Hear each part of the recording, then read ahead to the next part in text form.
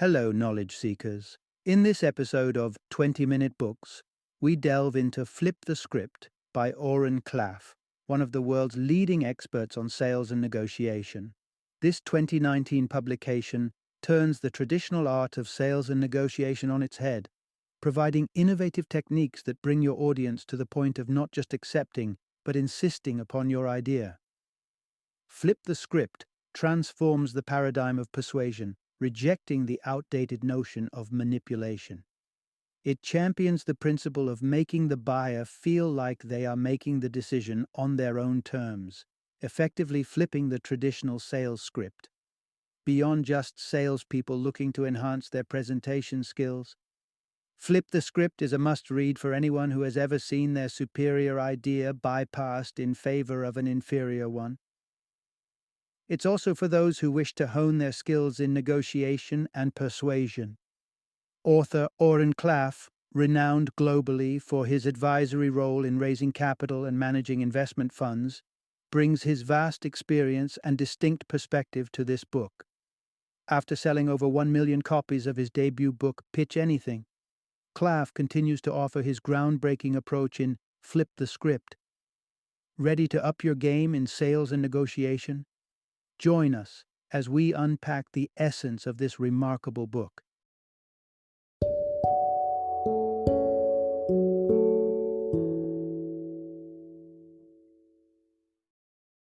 Flip the Script. Getting people to think your idea is their idea. Introduction. The power of persuasion starts with being seen as an equal. The world of selling is a complex labyrinth. Once, we depended on salespeople to shed light on products and guide our buying decisions. But the internet has reshaped the game. The power is in the buyer's hands now. We scrutinize and research extensively before committing to a purchase. In many cases, our minds are made up before we even engage with a salesperson.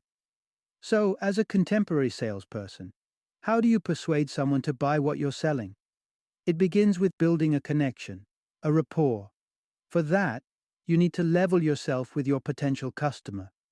The central theme here is people will lend an ear only if they regard you as their equal. Social status is a tough nut to crack. For most, it's determined at birth. If you're born middle class, chances are you'll stay in the same stratum unless luck smiles wide on you. But the arena of selling is a tad different. As a salesperson, you possess the power to tweak your perceived social status, aligning it with that of your potential buyer. But how? The answer lies in external indicators. The words you use, the persona you present. Picture this scenario. A husband and wife experience a car accident. The husband is severely injured while the wife escapes unhurt. In the hospital, a doctor prepares to update her on her husband's condition. But she beats him to it, inquiring about specific injuries using medical terminologies. It turns out she too is a doctor. By employing language exclusive to the medical world, a status tip-off, she establishes her status. The ER doctor instantly perceives her as an equal. Salespeople can employ this tactic. By cleverly using the right language and cues, you can convince your customers that you're on the same plane and thus worthy of their attention. Take a hypothetical situation. You're a real estate agent meeting a client contemplating relocating her office to a different state. Begin by demonstrating your understanding of her industry using her language. Next, shift the focus on you by mentioning a similar client whose relocation you recently facilitated. Conclude by weighing the pros and cons of the proposed state based on your research. This process demands diligence, but when executed correctly, it results in status alignment. Your client now perceives that you understand both your industry's intricacies. Achieving status alignment is equivalent to getting a foot in the door. Crucial, yes, but it's only the first step on the stairway to persuasion. Part 1. Boost your credibility instantly and assertively. Visualize this situation. You're a salesperson at a critical juncture of convincing a prospective buyer. You believe you're inches away from closing the deal. You deliver your closing line. So, Are you considering paying through cash or credit card? I'm unsure, comes the answer. I need to mull it over and discuss it with my family. Your spirits plummet. Prospects who respond this way rarely turn up again. The likelihood of you securing the sale has dwindled drastically. But why? The hesitant customer has probably encountered what is termed as a certainty gap. He isn't convinced yet that you'll deliver what you're promising. So how can you address this? The main takeaway here is boost your credibility instantly and assertively. A salesperson confronting a certainty gap tends to overload it with information.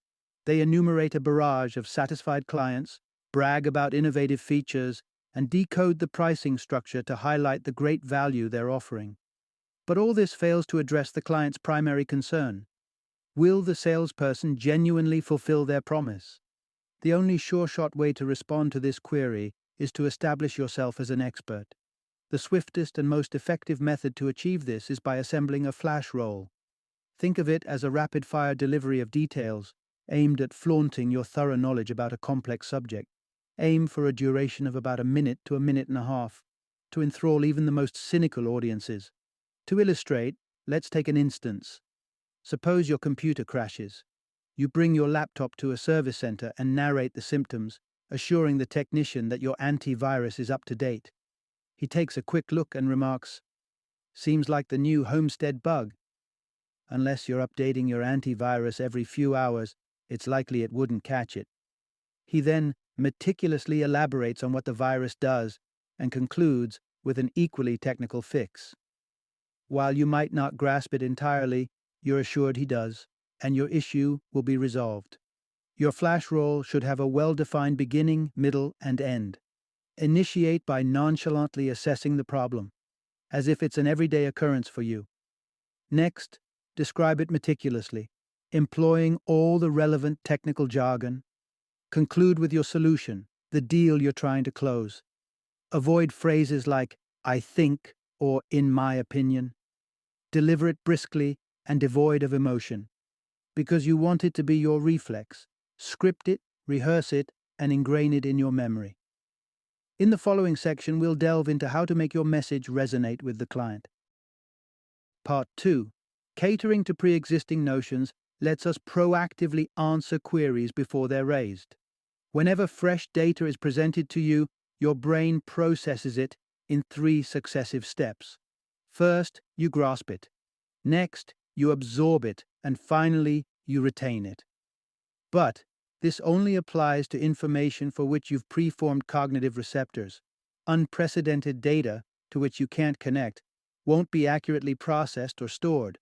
So, how do you ensure the details you're offering to potential customers successfully register in their minds? The solution lies in tapping into universally present, pre-existing notions. The main insight here is catering to pre-existing notions lets us proactively answer queries before they're raised. The primary pre-existing notion is threats. We are wired to be alert when we sense something that poses a threat to us or our standing. The second ingrained notion is rewards. Our minds are always on the lookout for sizable benefits, especially those demanding minimal to no effort. Finally, we all respond to fairness. If we're encouraging someone to risk something, they need to be sure that we're also sharing the risk equally. In the realm of sales, these 3 deep-rooted notions translate into 3 crucial queries from buyers. Why should I pay attention? What's the benefit for me? And why choose you? Let's look at how you can answer these key questions. Addressing "why should I pay attention" is relatively easy. Highlight the rapid transformation of the world to your client and raise the possibility of them being left behind. Naturally, the only way for them to stay abreast of their competitors is by availing of your product. When it comes to "what's the benefit for me?" remember, the magical figure is double. We don't buy a new TV every year because the newer models offer only minor upgrades. But when a TV with twice the resolution hits the market, our interest is piqued. Your client will be intrigued if you can double their productivity or, conversely, halve their expenses. The final query is, why choose you? Your client wants to ascertain that you have a stake in the game. that you're genuinely committed and won't vanish once the deal is sealed. Thus, draft a concise script that underscores your commitment, be it financial, physical, or contractual. Your level of investment should be as high, if not higher, than what you're asking of your potential client. Once you've sufficiently catered to these three ingrained notions, you can delve into the specifics of your offering. However, here too, striking a balance between overloading and undersharing information is vital. Part 3. Present your proposition in a context your clients can easily relate to. Everyone aspires to be a game changer, a pioneer who brings groundbreaking innovations to the table. Sales professionals are no different. The thought that your product or service might radically alter the world is undeniably thrilling. However, your clients may not share your enthusiasm. More often than not, they're cautious. It's a fundamental human trait. When confronted with something entirely unknown, our instinct is to resist. Your clients could be wondering, indeed, this revolutionary product seems tempting, but what are the potential risks? Instead of exploring new avenues, they are likely to lean towards what they find comfortable and familiar. So, what's the takeaway here? The crucial point in this section is, present your proposition in a context your clients can easily relate to. The world is home to over 1,000 distinct ice cream flavors. That's a vast array, yet the most sought-after one remains the classic vanilla. The reason isn't hard to deduce. The unusual flavors might seem enticing occasionally, but with vanilla, we're sure of what we're getting. It's a trustworthy flavor that we can enhance as we please. When pitching your idea, product, or opportunity, it's wise to communicate it in terms that are as familiar as vanilla. Yes, the aspects that make your offering unique and distinct might excite you the most. But prospective buyers will be more drawn to the aspects they recognize. This doesn't imply you must conceal all the innovative features. Instead, group them together and showcase them in a way that demonstrates your offering is the emerging norm. Suppose you're looking to attract investors for a new bar and restaurant you plan to launch. You've secured an excellent location and have a distinct hook. The bar includes 9 playable mini-golf holes. If your entire focus is on the thrill of playing golf in a bar, you'll likely repel more people than you attract. Instead, emphasize the ways your venue will resemble other conventional bars: your extensive range of beers, the exceptional chef you've hired, the convenient parking, and so on. When you eventually introduce the golf feature, highlight how themed bars like sports or arcade bars are flourishing. Today's customers seek something extra. Themed establishments like yours are quickly becoming the norm. Regardless of how revolutionary or novel your proposition is, it can always be traced back to something familiar. To seal the deal, you need to strike the right balance between novelty and familiarity. Part 4. Turning skepticism into a valuable tool in sales. Sales representatives are known for their unwavering optimism, which they tirelessly strive to transfer onto you. Whatever they're promoting is pitched as the best deal ever, with no room for flaws or mishaps. They seem to always have a solution for your concerns. But all this accomplishes is to put undue pressure on you, the consumer. A consumer's queries stem from a healthy degree of skepticism, a cautious disbelief that the offer on the table might be too good to be real. These questions play a crucial role in the purchasing journey. An accomplished salesperson won't attempt to disregard or diminish a buyer's skepticism. Instead, he'll harness it to his benefit. The essential point in this section is, turning skepticism into a valuable tool is the secret to success in sales. How can you make your buyer's skepticism work in your favor? The answer lies in designing a strategy known as the buyer's formula. This approach empowers your buyer to feel they're in command of the process, while subtly allowing you to steer the process to your advantage. Let's see how this tactic plays out in reality. Begin by asserting your worth as an expert with a phrase like, "I've handled situations like this hundreds of times." Then, enumerate some ways your proposal could potentially fail, anticipating some of your buyer's initial reservations.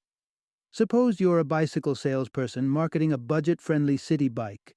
You can preempt the buyer's likely apprehensions by reminding them that price doesn't necessarily equate to quality. You might even suggest that this city bike can double up as a trekking bike. Next, bring up unexpected factors your customer may not have thought about. You could mention that high-tech materials like carbon fiber are designed for professionals and are generally too delicate for everyday cyclists.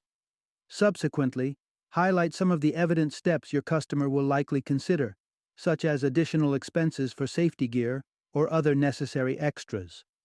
Then, bring attention to lesser-known actions, things that only someone with prior experience in this domain would know. The bicycle salesperson can concentrate on helping the customer invest in the right bike for their immediate needs and recommend upgrading later once they've gained confidence with it. Upon completing this, pass the reins over to the buyer. Don't ask if they have any questions. Instead, make a neutral statement, something on the lines of, "That's what I'd do." The buyer is free to scrutinize your proposal skeptically, but you've already addressed most of their concerns by directing their focus towards key areas. If they start to wander off course, you can effortlessly steer them back by saying something like, "A multitude of factors can influence a decision like this, but only these three truly matter. Concentrate on them, and everything else will fall into place." By guiding your client's concerns in the direction you desire, you can effortlessly overcome any objections and considerably decrease the likelihood of a missed sale. Part 5. Embrace your authenticity to excel in sales. There's a common assumption that charisma is an innate trait. You're either born with it or you're not. While it's debatable whether charisma can be learned, it's not the be-all and end-all for a successful, captivating salesperson. What buyers are truly seeking is someone they can trust. This implies exhibiting confidence, composure, and most importantly, standing your ground. The principal takeaway in this segment is, embrace your authenticity to excel in sales. Salespeople typically fit into one of 5 identifiable archetypes. Does any of the following sound familiar? The salesperson begins as your closest confidant. "Delighted to see you. Where are you from? Oh, amazing. I have relatives there." Subsequently, she morphs into a self-proclaimed expert, inundating you with minute details about her fantastic product. If that fails to sway you, she transforms into a messiah, making unverified claims about how her product will revolutionize your life. You'll view French fries in a whole new light? An overeager enthusiast then tentatively presents the trial close, willing to move mountains to secure your purchase. But when you express reservations, the enthusiast shapeshifts into an aggressive pursuer, dismissing your hesitations as trifling. By the time the sales pitch concludes, you're left wondering who you've been dealing with. Astute buyers can usually spot overt sales maneuvers, particularly when the salesperson keeps alternating personas. This raises their defenses and makes them doubt the salesperson's sincerity. Authenticity and expertise are 2 attributes that buyers consistently respond to. People can sense when you're trying to trick them, so it's best to just be genuine. Besides, your absolute conviction in your concept, product, or service is palpable and persuasive. After all, no one understands what you're selling better than you do. Your expertise is your strength, and you should draw confidence from it. Your faith in what you're selling will instill trust in your buyers. However, if your confidence wavers, stand firm. Buyers will appreciate you saying, "I might not always be right, but I'm never uncertain." By demonstrating your authentic self and steadfastly upholding your fundamental beliefs, values, and principles, you can compellingly advocate any idea you wish to put forward. Final summary. The crux of our discussion is, sales extend beyond just commodities and services. At some point, we all find ourselves selling ideas, initiatives, and even perspectives. Flipping the script, steering the dialogue, and asserting your credibility allows you to present your ideas in a manner that buyers perceive as instinctive and virtually unavoidable.